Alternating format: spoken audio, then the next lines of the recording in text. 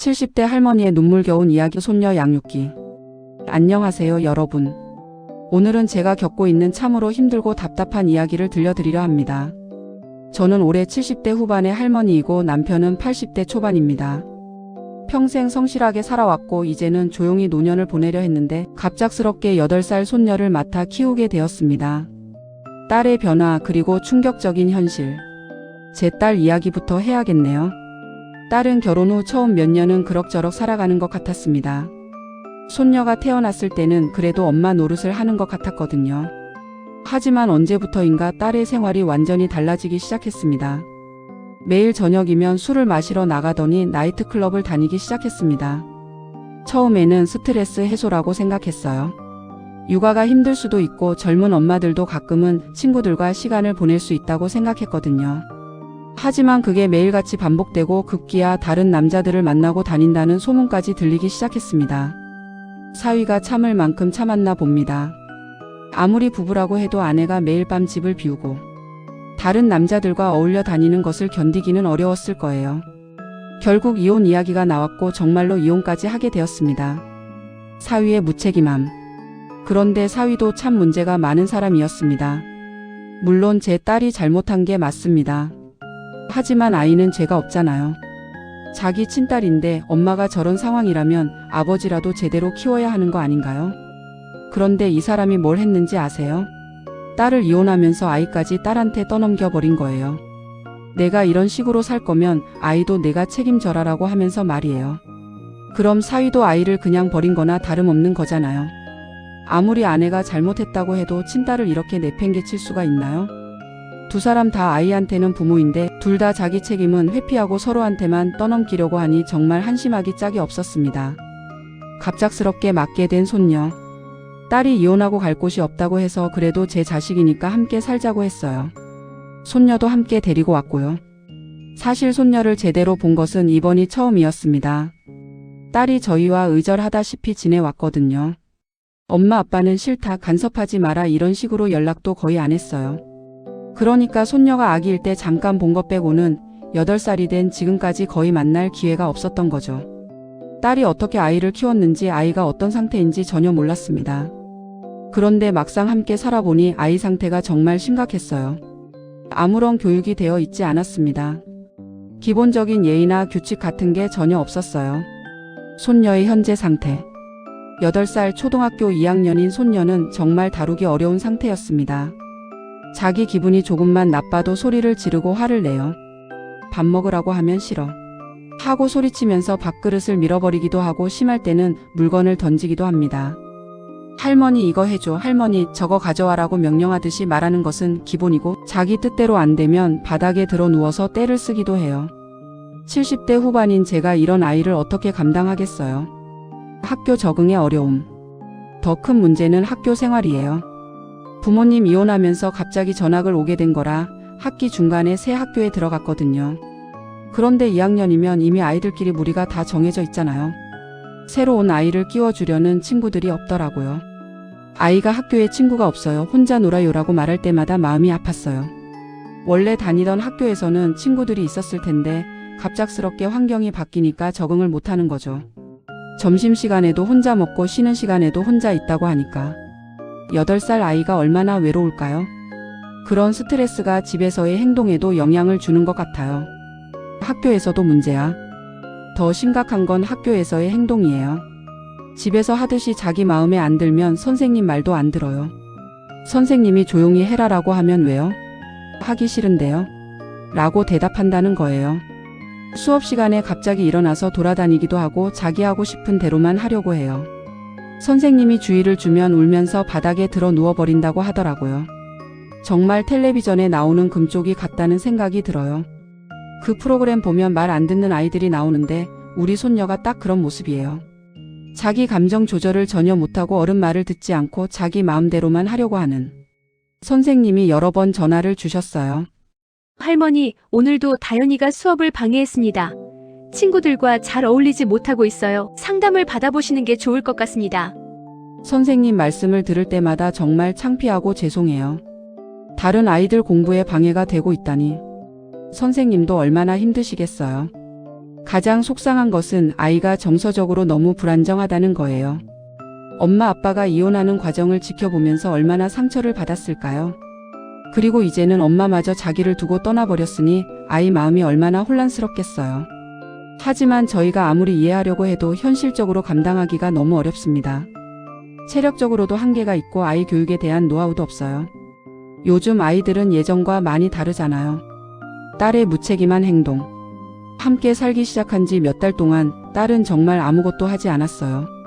집안일은 하나도 안 했습니다. 설거지, 빨래, 청소 같은 기본적인 일들 말이에요. 아이는 자기가 데려온 거면서 아이 돌봄도 저희한테 맡겨놓고 자기는 또 밖으로 나돌아다녔어요. 생활비도 한 푼 보태지 않았습니다. 저희는 70대, 80대인데 노령연금으로 겨우겨우 살아가고 있거든요. 평생 모아놓은 적은 돈도 있지만 그것도 아껴가며 써야 하는 상황이에요. 그런데 갑자기 식구가 둘이나 늘어나니까 생활비가 얼마나 많이 드는지 몰라요. 딸의 무책임하고 적반하장식 행동. 더 화가 나는 것은 딸의 태도였어요. 자기가 같이 살자고 해놓고서는 생활비 한 푼 안 내면서 집안을 엉망으로 만들어 놓기 일쑤였어요. 자기 방은 물론이고 거실, 부엌까지 어지럽혀 놓고는 치우지도 않았어요. 빨래는 세탁기에 넣어놓고 그냥 두고 설거지는 싱크대에 쌓여 있는 채로 방치하고 70대인 제가 다 뒷정리를 해야 했어요. 이런 상황이 몇 달 계속되니까 저도 참을 수가 없어서 한 번 말을 했어요. 딸아, 우리 집에서 살면서 집안일 좀 도와줘야 하는 거 아니냐? 그리고 생활비도 조금은 보태야 하는 거 아니냐? 그랬더니 딸이 뭐라고 했는지 아세요? 엄마 때문에 내가 이렇게 된 거예요. 엄마가 어떻게 저를 키웠길래 제가 이 모양 이 꼴이 된 건지 생각해보세요. 정말 기가 막혔어요. 자기가 매일 밤 나가서 술 먹고 다른 남자들 만나서 이혼당한 게 제 잘못이라는 거예요. 자기가 아이 교육도 제대로 안 하고 방치한 게 제 잘못이라는 거고요. 그럼 지금 생활비 안 내고 집안일 안 하는 것도 내 잘못이냐? 라고 물었더니 엄마가 저한테 제대로 된 교육을 해줬다면 제가 이런 사람이 됐겠어요? 다 엄마 책임이에요. 라며 대들더라고요. 이런 말을 들으니까 정말 어이가 없더라고요. 자기가 잘못한 건 하나도 인정하지 않고 모든 걸 부모 탓으로 돌리는 거예요. 30대가 넘은 어른이 아직도 이런 식으로 생각한다니. 정말 한심했어요.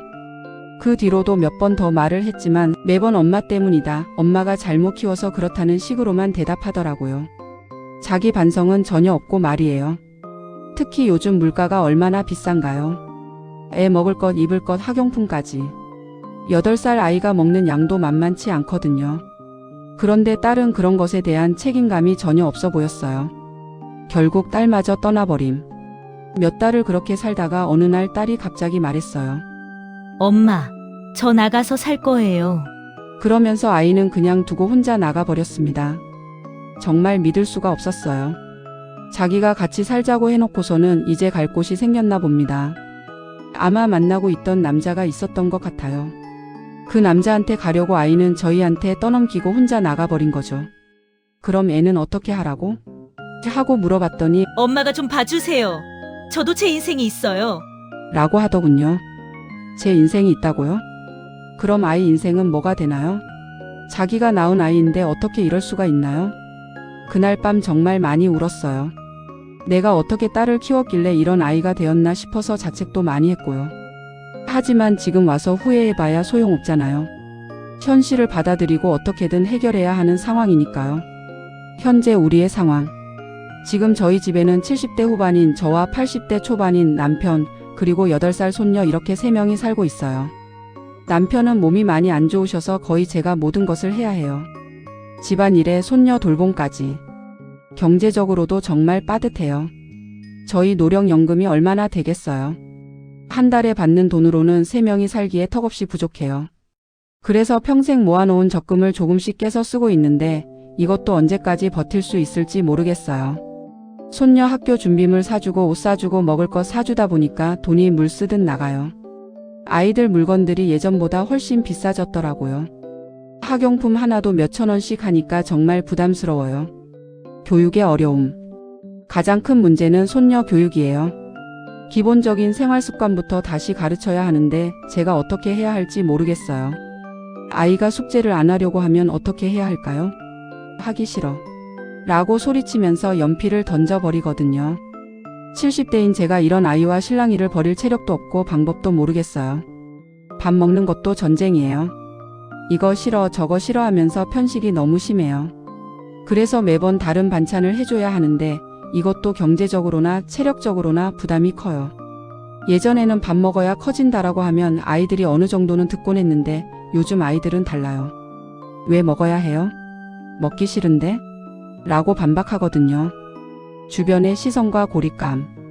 동네에서 만나는 또래 어르신들과 이야기하다 보면 다들 손자 손녀 자랑을 하세요. 우리 손자가 공부를 얼마나 잘하는지, 우리 손녀가 얼마나 착한지.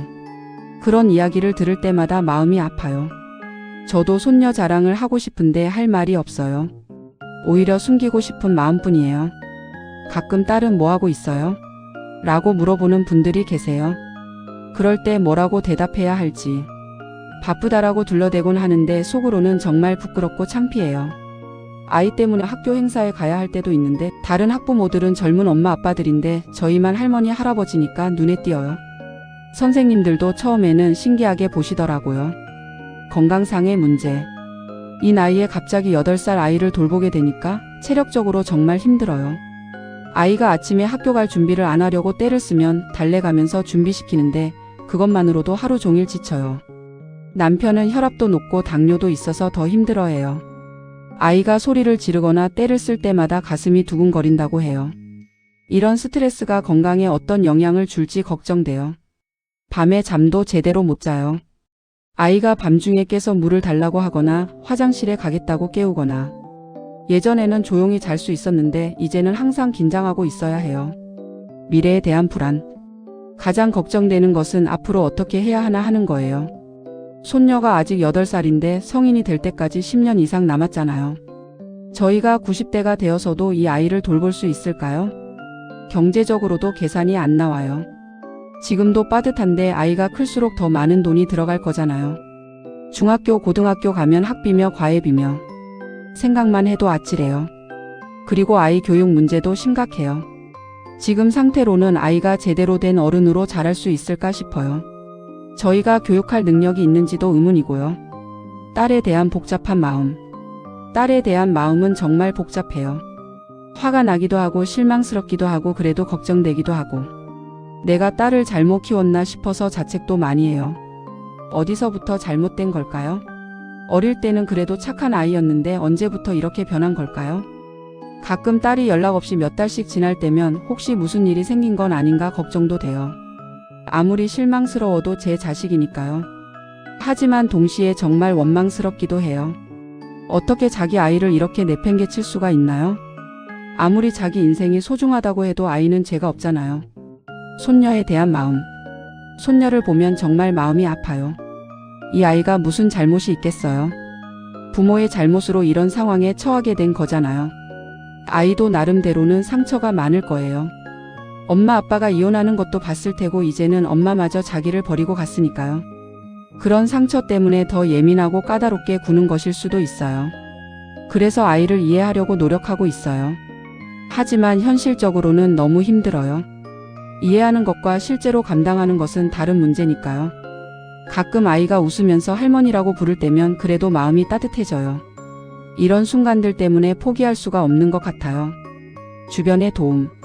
다행히 몇몇 이웃분들이 도움을 주시려고 해요.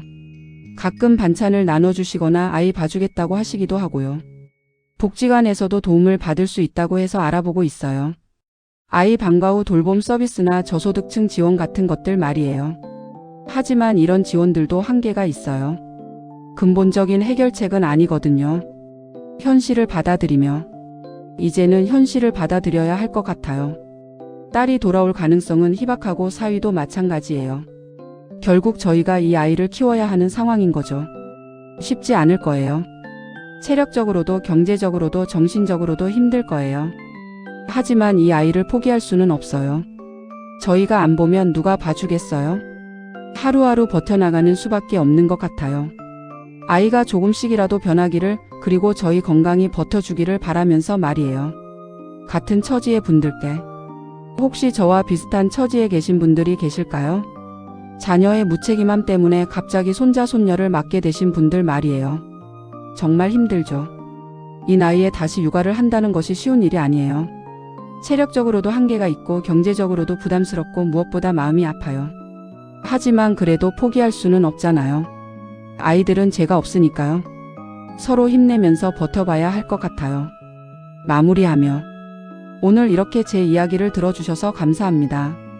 속에 쌓인 이야기를 털어놓고 나니까 조금은 후련한 기분이 들어요. 앞으로 어떻게 될지는 모르겠지만 하루하루 최선을 다해 살아가려고 해요. 손녀가 건강하게 자라서 좋은 사람이 되기를, 그리고 언젠가는 저희의 이런 희생을 이해해 주기를 바라면서 말이에요. 여러분들도 각자의 자리에서 힘든 일들이 많으실 텐데 서로 힘내서 살아가요. 세상이 각박하다고는 하지만 그래도 포기할 수는 없잖아요. 긴 이야기 끝까지 들어주셔서 정말 감사드립니다. 여러분 모두 건강하시고 행복하세요. 구독, 좋아요 부탁드립니다. 감사합니다. 이 이야기는 실제 상황을 바탕으로 한 것으로 현재도 많은 조부모님들이 비슷한 어려움을 겪고 계실 것입니다. 사회적 관심과 지원이 필요한 문제라고 생각합니다.